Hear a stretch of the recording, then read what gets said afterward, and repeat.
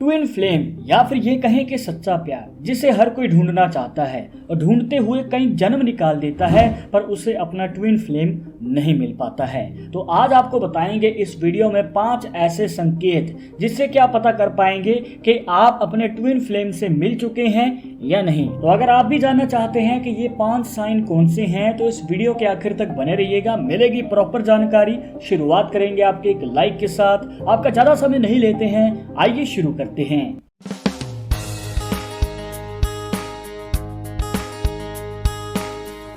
अभी हाल ही में हमने ट्विन फ्लेम के रहस्य के बारे में एक वीडियो बनाई थी जिसमें हमने बताया था कि जब हम अपनी जरूरतें पूरी करने के लिए, मतलब पूरे करने के लिए किसी के साथ ज्यादा कार्मिक रिलेशनशिप बनाते हैं या फिर किसी का बुरा करते हैं, जाने में या फिर अनजाने में, तो हमें ट्विन फ्लेम मिलने के चांसेस कम हो जाते हैं। पर जब हम अपने कर्मों में सुधार लाते हैं, किसी का भला करते हैं और अपने आप से ही प्यार करना शुरू करते हैं, जिसे कहते हैं सेल्फ लव, तो हम अपने आप को पूर्ण करते हैं। क्योंकि परमात्मा ने यहाँ पर आत्मा को 2 हिस्सों में बांटा है, मस्कुलाई एनर्जी और फेमिनाई एनर्जी, और इन दोनों को ही कहते हैं ट्विन फ्लेम। और ये अपने आप को स्पिरिचुअल जर्नी में खोजते हैं और जब ये मिलते हैं तो अपने जन्म का पर्पस पूरा करते हैं और परमात्मा की ओर चले जाते हैं।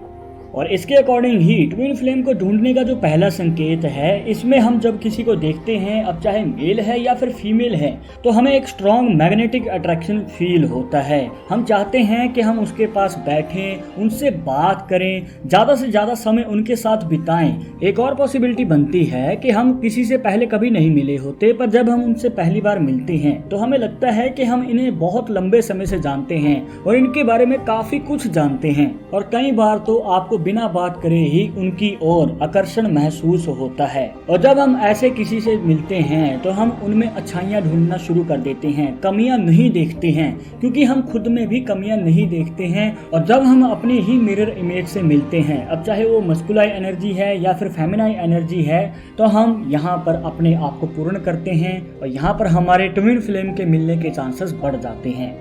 दूसरा संकेत, हमें उनसे डर नहीं लगेगा। ये फील नहीं होगा कि कुछ गलत होने वाला है, या फिर हम उनसे कोई फायदा या फिर नुकसान के पर्पज से नहीं मिलेंगे, या फिर ये नहीं सोचेंगे कि हम उनसे बात क्यों कर रहे हैं। हमारे दिमाग में पॉजिटिव फील बनी रहेगी, नेगेटिव फोर्स नहीं आएगी और हम उनके साथ हर सिचुएशन में कंफर्टेबल रहेंगे, कंफर्टेबली ही बात करेंगे, कंफर्टेबली ही कार्य करेंगे और यहाँ पर हमें कोई झिझक भी महसूस नहीं होगी उनके आगे अपना विचार रखने में या फिर बात करने में। और मस्कुलाई एनर्जी कठोर होती है, स्ट्रॉन्ग होती है, प्रैक्टिकल होती है, पर जो फेमिनाई एनर्जी होती है वो इमोशनल होती है। और जब ये एक दूसरे को समझते हैं, अपनी एनर्जी का इंटरचेंज करते हैं और एक दूसरे के लिए कोई भी नेगेटिव विचार नहीं रखते हैं, तो यहाँ पर ट्विन फ्लेम मिल जाते हैं। तीसरा संकेत, जब हम किसी से मिलते हैं और अपनी पास्ट की घटनाओं को बताते हैं, अब चाहे वो अच्छी हैं या फिर वो बुरी हैं, तो वहाँ पर काफ़ी सारी सिमिलैरिटीज नज़र आती हैं और हमें लगता है कि एक दूसरे की बातें मैच कर रही हैं, क्योंकि उनकी पास्ट की बातें और हमारी पास्ट की बातें हमें मिलती जुलती नज़र आती हैं।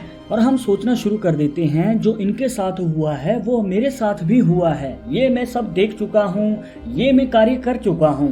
तो यहाँ पर एनर्जी सेम होती है, कर्म भी सेम होते हैं, तो यहाँ पर ट्विन फ्लेम मिल जाते हैं। चौथा संकेत, जब आत्मा अपने ट्विन फ्लेम से मिलती है, जाने में या फिर अनजाने में, तो मिलने के बाद वो इस संसारिक वर्ल्ड में दोबारा नहीं घुसती है।